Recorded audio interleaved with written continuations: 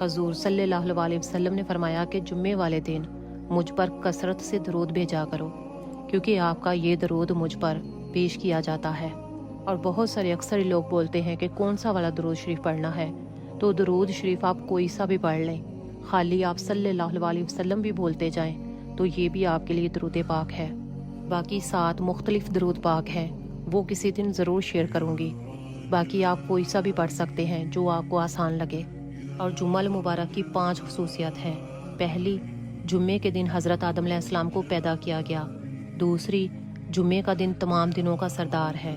تیسری، جمعے کا دن عید کی طرح ہے۔ چوتھی، جمعے کے دن کی برکات امت محمدیہ کو خاص طور پر عنایت کی گئی۔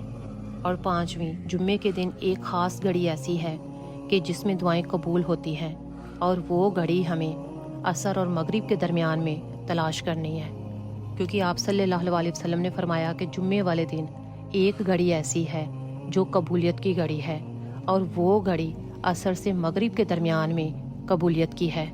اور جمعے والا دن بڑا افضل اور بہت ہی برکت والا دن ہے۔ اس دن میں زیادہ سے زیادہ دعائیں کرنی چاہیے، زیادہ سے زیادہ درود شریف پڑھیں، استغفار کریں، اپنے گناہوں کی معافی مانگیں، کیونکہ اس دن دعائیں قبول ہوتی ہیں۔ اپنے لیے اور اپنے پیاروں کے لیے خوب ڈھیر ساری دعائیں کریں۔